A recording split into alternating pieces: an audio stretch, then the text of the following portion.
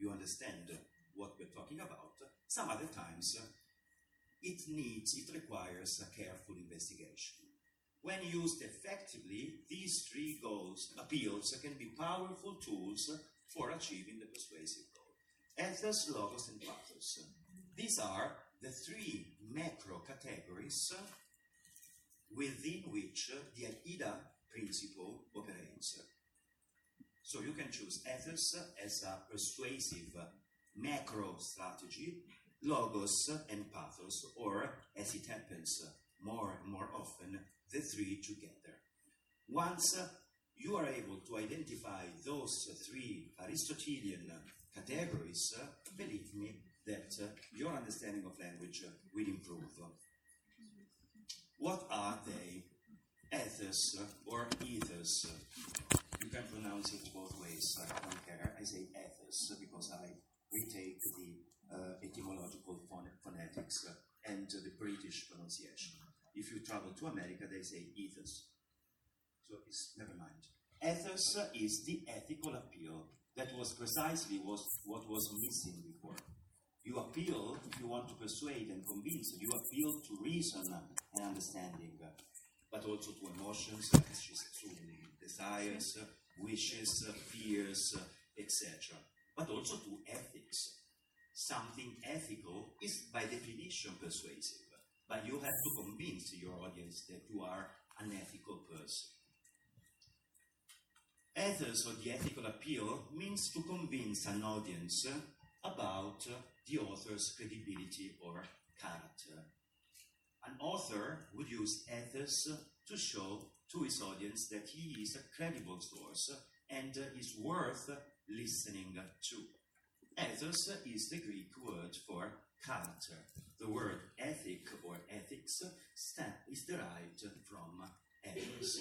So, if I want to convince you that immigration is a bad phenomenon for Italian society, of course I will be more persuasive if you believe that I am an ethical person. And that suit with the tie for me is very funny. But it is the cognitive visual metaphor of somebody who is credible. If you don't dress up properly, you won't be taken seriously, which for me is just so very funny, because it doesn't mean anything the way you dress. So many politicians are wearing this kind of dresses, but this is something that makes me laugh in a very bitter way. It has nothing to do. So credibility of the author. Who is an ethical person? And what is ethics? Wow, huge question. But in simple words, if you are ethical, what do you do? How do you behave? An ethical student. What does an ethical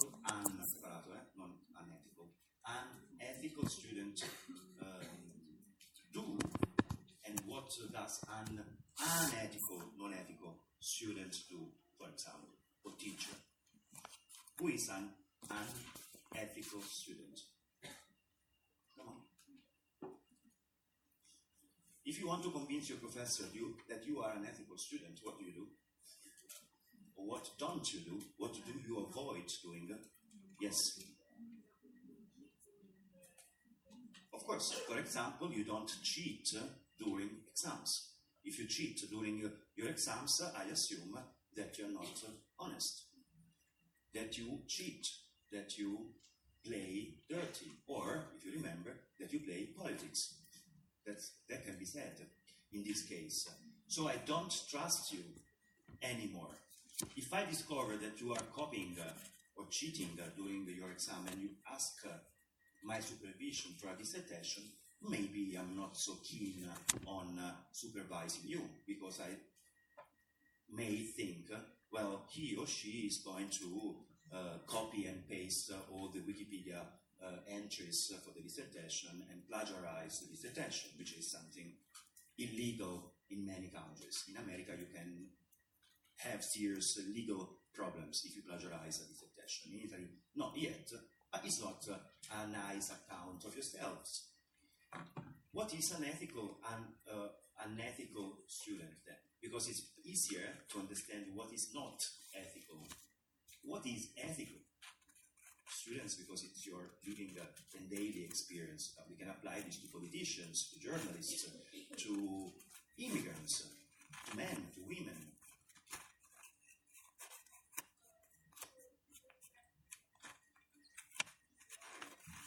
Is her, or there.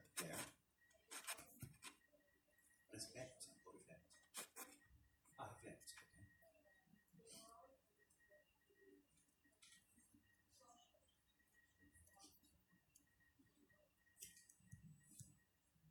okay.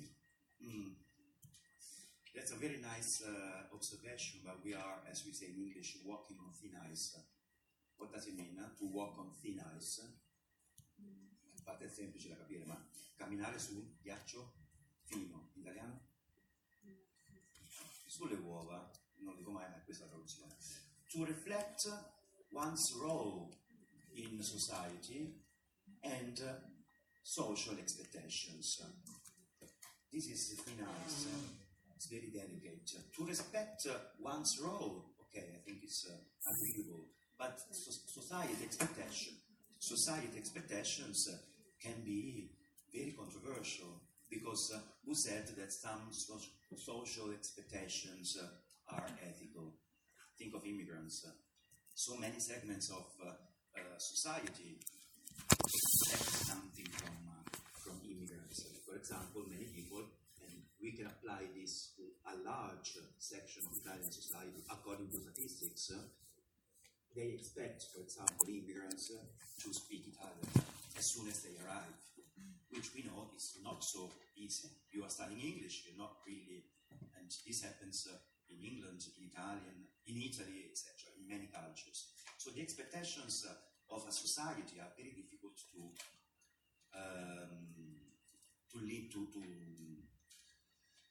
generalize, although I understand what you mean. Other ideas, to respect one's role, rispettare il proprio ruolo, okay, fine. If you are a teacher, you have to behave as such, as a teacher. If you are a student, you have to. But what makes me ethical? For example, maybe it's easier for you to think of me or any teacher as ethical. Insegnante etico.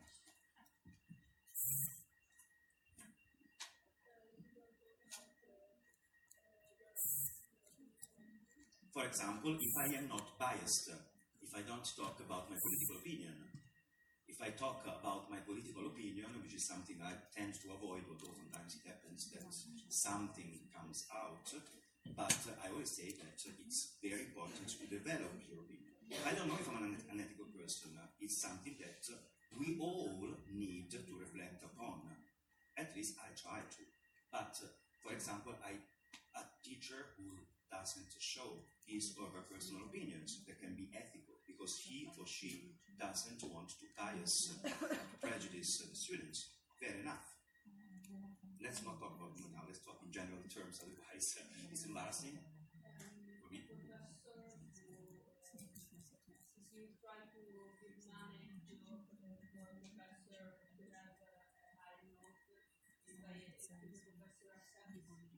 Is a criminal. That's different. That's quite different. That's criminality. That's illegality. So that's never happened to me, and I really wish it. Well, I received some gifts, strangely enough, some strange food, but which was inappropriate before the exam. After the exam, I would take it as a wonderful, thoughtful gift. I would be very pleased. But money, but it has happened. Yes, it has happened. It has happened. Not to me. I know of some bribing, corruption, that's really unethical from the student to offer money to get a higher, not vote, but grade or mark. If I accept the money, of course, I am unethical. So, I think it's clear. But what is then ethics? Can you try and provide without looking at the dictionaries? Bravo. Values. Bravissimo. respecting values. Which values? Again, like social expectations that she mentioned, also values for us is controversial categories, because my values are different from hers. Who knows? Think of the value. Let's talk about immigration, because it's a topical subject now. So my values towards immigration are not the same as many politicians that I trying to be ethical, I don't name, although it's quite obvious.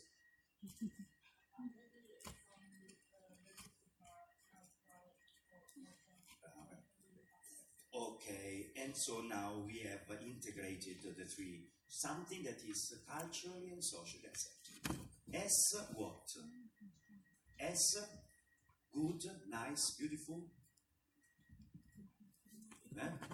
Right, bravissima. It's not about being good, essere buoni. It's about being right, essere giusti. To for sure, cercare di raggiungere, to achieve justice, equality, rights, etc.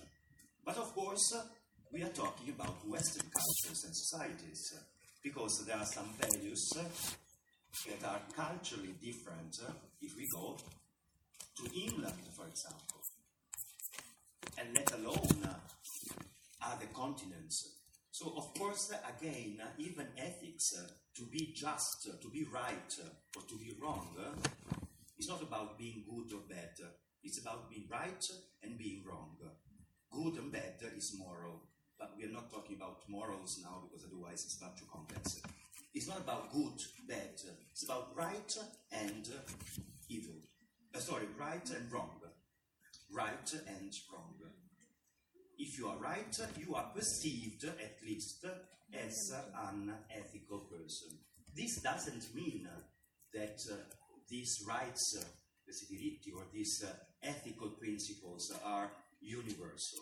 They are as relative as cultures and as relative as language. So you have to appear, you have to sound, you have to use a language that makes you be perceived as credible. So the ethical appeal is not about the audience, but it's about the author or the speaker, the writer, the one who sends the message, the sender. So it is sender-oriented, we say in social linguistics. Sender-oriented. Persuasion is about the person who speaks, the person who delivers a message.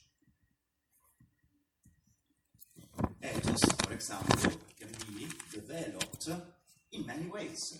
For example, choosing language that is appropriate for the audience and topic, to try and manage, to try and mediate your language according to the audience. If I go and talk about gender and language to a class of a scuola media, of course I shouldn't talk about perlocutionary effect or pragmatic effect, because the students of seconda media are not likely to understand, obviously. So I try to mediate the language in order to be understood. Now, if you work in an intercultural setting, this kind of ethic is, let's say, fundamental to understate. Choosing proper level of vocabulary, making yourself sound fair or unbiased, introducing your expertise, and using correct grammar and syntax. So many things to discuss. I'm trying to be brief, but I think you can also understand by yourselves. Making yourself sound fair or unbiased.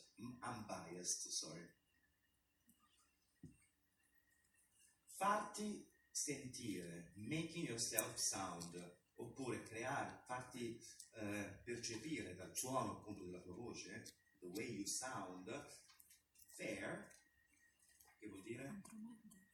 Come il fair play nello sport. Brava, corretto, e unbiased, privo di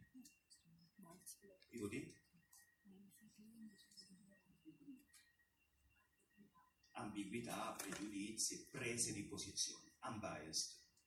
When I talk about political language, I try to avoid my personal